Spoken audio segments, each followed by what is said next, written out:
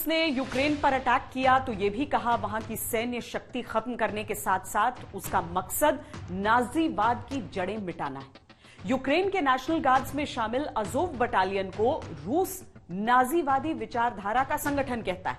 यह वही संगठन है जिस पर रूस यह आरोप लगाता आया है कि उसके सैनिकों ने डॉनबास क्षेत्र के रूस समर्थकों पर अत्याचार किए, उनकी हत्याएं की। इसीलिए जरूरी है आधुनिक दौर के इन नाजियों को नष्ट किया जाए।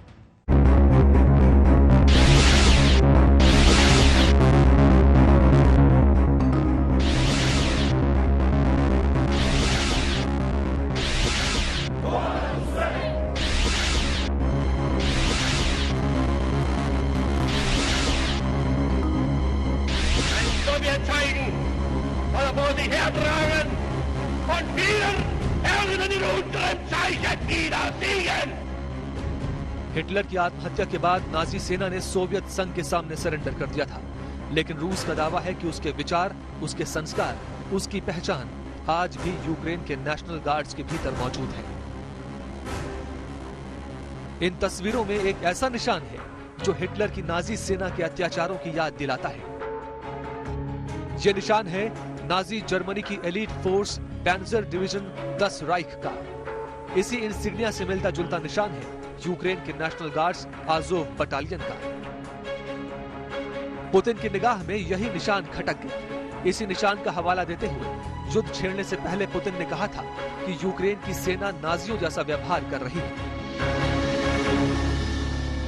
देखिए, जो आजोव बटालियन है, इसके बारे में कहा जाता है कि इवन अमेरिकी कांग्रेस ने उसको एक टाइम पे सैंक्शन किया था, उसको एज ए टेररिस्ट ग्रुप के रूप में कहा था, क्योंकि वो लोग जो हैं वो नाजी, पुराने टाइप के नाजी नहीं माने जाते हैं, बट वो उनका जो नज़रिया है, उनका जो ढर्रा है, जिस तरह से वो रूसी लोगों को मारने लगे थे वहाँ पे पिछले 10 साल में, 2014 से और 7-8 साल में, तो काफ़ी उनके खिलाफ ह्यूमन राइट्स वायलेशन का भी वो है। और बड़ी खतरनाक जो है एक फौज है वो, जो बड़ी, जिसको कहते हैं कि नाजिस्ट फौज मानी जाती है।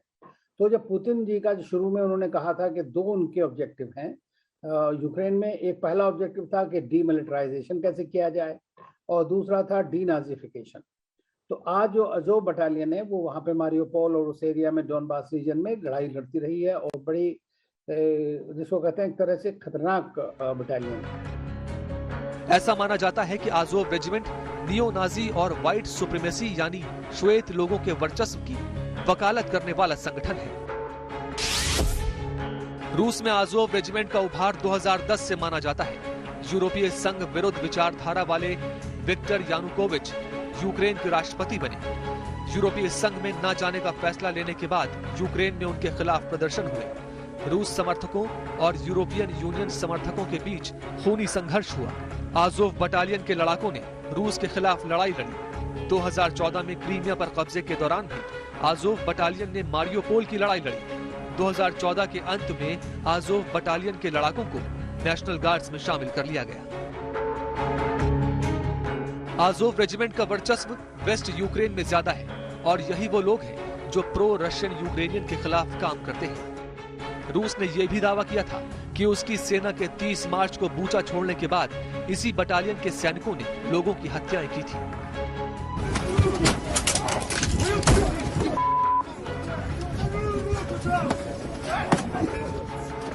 रूस की सरकारी समाचार एजेंसी आरटी ने ऐसे कुछ वीडियो भी जारी किए थे।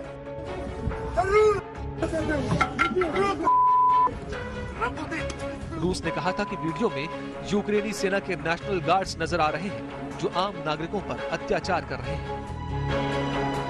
रूस ने कहा था कि ये वीडियो भी नेशनल गार्ड्स के लीडर बोट्समैन सर्गेई ने पोस्ट किया था। रूस का दावा है कि यूक्रेन में बढ़ते इसी नाजीवाद के खिलाफ उसकी जंग है।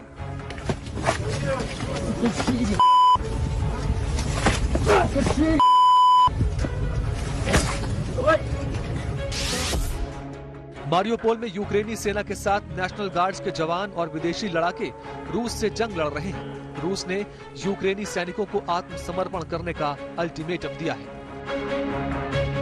लेकिन पुतिन की नीति साफ है कि नाजीवादी नेशनल गार्ड्स को बख्शा नहीं जाएगा, क्योंकि यही रूस के मुताबिक डीनाजिफिकेशन का दूसरा मकसद है।